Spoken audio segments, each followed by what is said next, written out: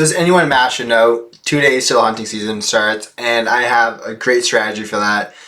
And I really want to talk about that in this video, but it's bad strategy to talk about your hunting strategy in terms of land and stuff. So anyways, we're going to be doing a video on ice baths. I did an ice bath every single day for a year straight. I set that goal back when I was really depressed and felt like I was stuck at college. And this video talks more about the physical side of it. The mental side of ice baths. Getting out there into nature, making time for yourself and prioritizing yourself, immensely beneficial. Within the course of really 2 weeks, I went from being super depressed and down and literally felt like I was stuck at school, trapped, and disliking where my life was at. And in the course of 2 weeks, I went to, oh, this isn't that bad. It's the last time I was seeing my friends all in the same spot. Like, I just started noticing things about campus that I liked, and I completely give that to the ice bath in terms of getting out there into nature, making time, and clearing my thoughts. But on the physical side of ice baths, we're going to learn some more about the science of those. So, what does the evidence say about hot and cold therapy, saunas, cold plunges, and the like? Yeah. It's really difficult to measure recovery outside of just performance. And the performance data is mostly like, hot and cold contrast stuff can do the same thing recovery-wise that cardio after training can do.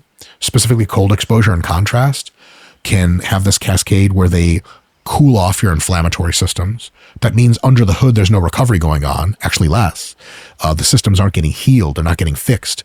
Because they're not getting fixed, so the way the recovery works in the human body is, if you have to take on some muscle damage, is the immune system infiltrates all those cells, but it brings in the fucking kitchen sink. It's like if someone's house flooded and you looked at it from the outside, you might not know, like, but it looks normal, but it's fucked up in the basement, trust me.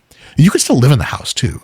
But if you have a crew come in and deflood your house, they bring that fucking giant truck with the hose and the generator's like, and it's pumping out the water, and they gotta like redo some of the wood. You can't work and look and live in that house.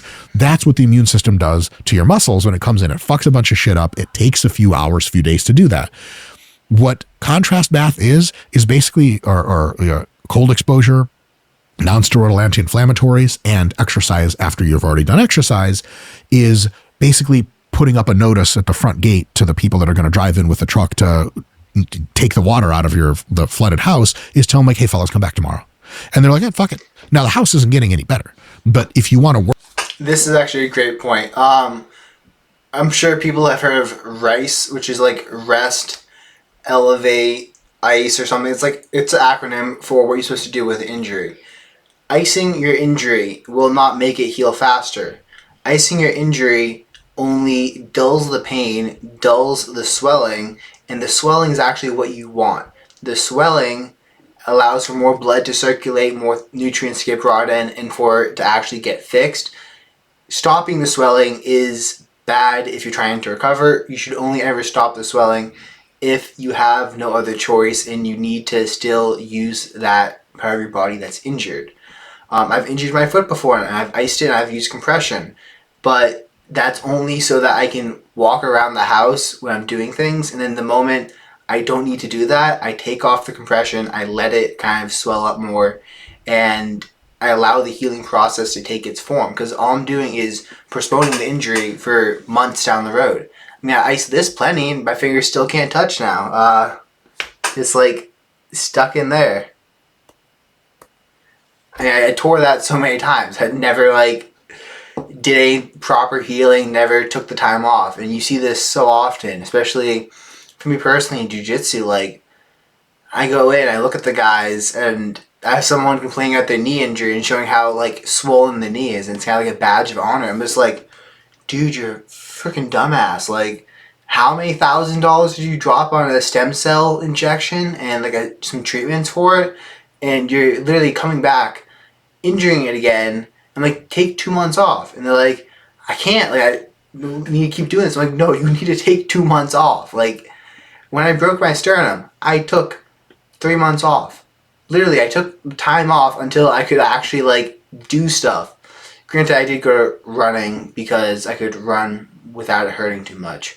But time off is what heals. If you don't take time off, you're just going to keep injuring the thing over and over again. And icing and anti-inflammatories and like Advil and stuff, it keeps the swelling down, but it doesn't allow for the healing to take place. Work in that house later, if you're in an upstairs office and you're writing your magnum opus, you don't want the fucking generator running, so you're like, blah, blah, blah, blah, come back. So you're saying That's what that stuff You're saying that masks recovery. heat and cold does not promote recovery. Not in any way that helps the tissues fix themselves faster. Absolutely not. There's no evidence that whatsoever. The evidence is actually contrary to that.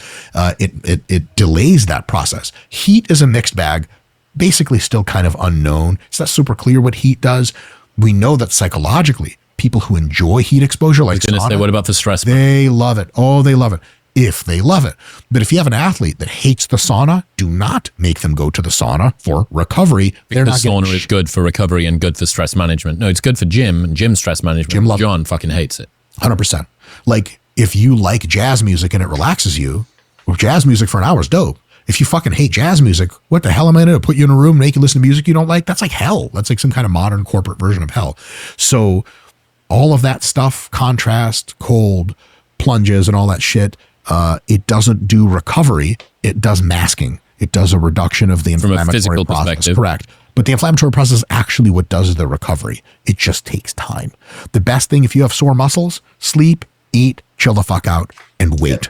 Then the sore muscles aren't sore. Now they're bigger and stronger. If you take a shitload of NSAIDs and do a bunch of cold plunges, yeah, you'll feel much better very soon, but you didn't grow any muscle. And these all things are cold, and NSAIDs are confirmed to reduce the amount of muscle growth you get. So these are masking things. They're not helping you recover. I think when most people think recovery, they're thinking of like that futuristic machine in those like sci-fi movies.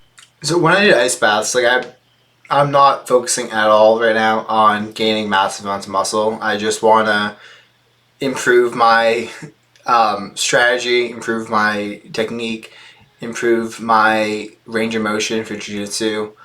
And I mean, my strength's fine. My weight class is awesome. I want to keep in that range. I don't like being 200 pounds really. I feel bulky and weird and like my movement's off. Anyways, when I was doing the ice baths, I wasn't trying to bulk up or anything. I did notice when I took the ice baths, if I had a cold, I felt a lot better for like the next 2 hours. But what he's not talking about here is the increase in testosterone you're supposed to get from the switching of heat and cold exposure. And testosterone itself is supposed to help with healing. However, it might be slightly detrimental. The testosterone, the benefits from it might be counteracted by the negative effects of keeping the swelling down and stopping your body from actually healing.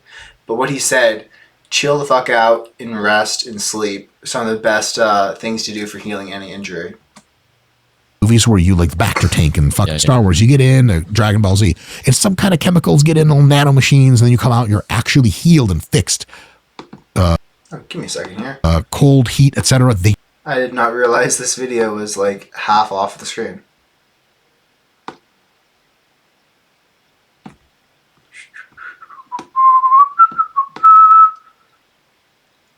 Give me a sec.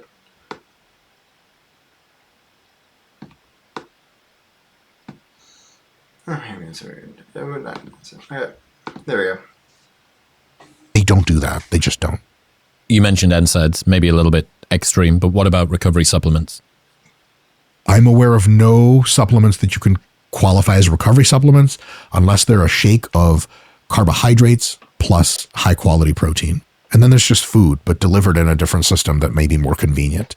There are no recovery supplements that I know of. Creatine, sort of, but if you regularly take it, you just keep taking it and it recovers your creatine phosphate stores As much faster. as water is a recovery supplement. Water's one and hell of a probably recovery. electrolytes to keep you ticking over. Yeah, I would say maybe not wholly, but 95% of the time that I see like a recovery claim on a supplement, like an internal eye roll starts happening. And listen, a lot of people, and I was butthurt about this when I was younger, a lot of people who dog on supplements and shit like that, they're just like, I'm sorry, forgive me, for lack of a better term, just leftists. Like, they just don't like corporations. They don't like even the idea of competition or hierarchies. It's like, all you need is natural food. Like, shut the fuck up, Karen. Supplements are amazing. I'm not just saying that because I own a supplement company, but for years I took supplements before we even got into making and selling them. Yeah, if you take caffeine, if you take, like, if you're not eating the perfectly balanced diet and you're taking any external stimulants, caffeine, Adderall, like, you should be taking some sort of supplement, get blood work done, check out what you're doing. Like, eating a diet nowadays, especially with modern farming practices and how little nutrients there is in the soil, and not supplementing is kind of stupid. It's like actually retarded. B complex, fish oils. I do just buy bottles of cod liver oil, magnesium glycinate. Let's see some other ones. Vitamin D, especially for the winters up here. You know, I do get a little from the liver oil. We also have, I mean, I take sleep minerals for my electrolyte, and we just came up with a melatonin that I take at night sometimes. I'm also experimenting with the new caffeine one that we hung out with. L-tyrosine, vitamin C. I think I already said B's. I mean, literally just taking supplements is, your body flushes a lot of stuff out. And if you ever drank alcohol and feel like crap the next morning, it's because you have low electrolytes. And one of the easiest ways to do that is by taking an electrolyte supplement and hydrating yourself. Like, I've pushed my body to the very edge of what it can do via abusing caffeine, and I was able to keep it on that edge for such a long time because I was able to stack it so perfectly with supplements in order to prevent it from, like, completely collapsing and having my brain stop working. I mean, if you ever have muscle cramp due to, like, drinking an energy drink, that is magnesium. People tell you it's potassium. It might be potassium for you, but for me, it's 100% magnesium. For everyone in my family, it's magnesium. I was able to fix my grandmother who had leg cramps for, like, the past 10 years by giving her magnesium. Like, And great, thanks. You don't even like anything. You don't even like sports. I take fucking supplements, bro. yeah. I take drugs. I want to win. I want to be better at sport. I'm all fucking full on trying to become the best version of myself, type of toxic male energy. I wish there was a fucking recovery supplement that was for sure gonna recover you. Now, like, there are acute recovery supplements that work really well. You get a big old bottle of water, you drop some fucking element into that motherfucker, and if you have you had weight training at 2 p.m., you have jiu-jitsu at 5 p.m., you better down that whole goddamn thing, eat you a bowl of cereal, get you some protein in there. That will get your jiu-jitsu going like, and you never believe 3 hours later, for sure. But healing and replenishing and all that stuff, there's just no way of... Chris from the Modern Wisdom podcast owns a large stake in the company Element. So Dr. Mike is just giving a huge plug out. Saying salt water on Subtle. food is what we just did. Yep. That's it. That is a recovery supplement. But it's like, if you don't have any salt dynamics issues and you get enough salt in your diet, drinking an element first thing in the morning every day is well on my way to recovery. Like, that's not how that works. Like, when you need it, it's fucking golden. When you don't, what you doing? I once had this friend that would, like, he would be chugging a gallon of, like, orange juice with some bread at night after, like, getting back from the bar. He's like, yeah, bro, like, gotta get my electrolytes in. I'm just looking at him. I'm like, you dumb... I don't want to swear, but, like, seriously, man, like, there's no electrolytes in that. Like, you know how little electrolytes is in orange juice and bread?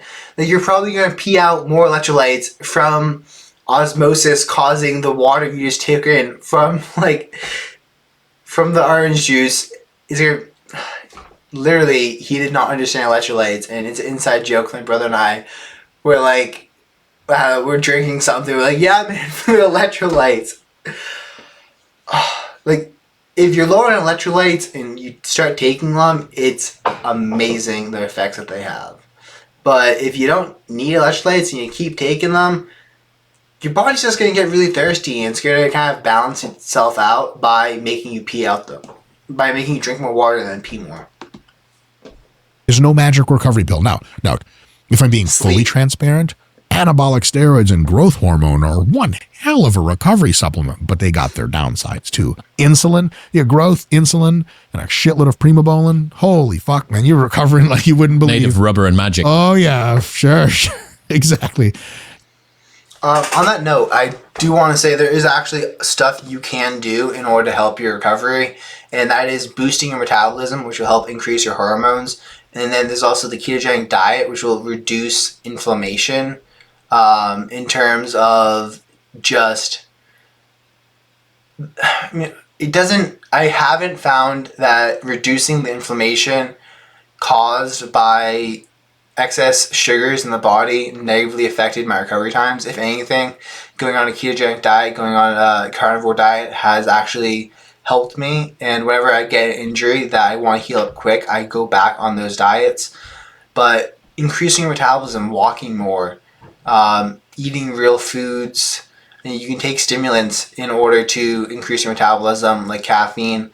If you want to learn more about that, click this video over here, and peace out.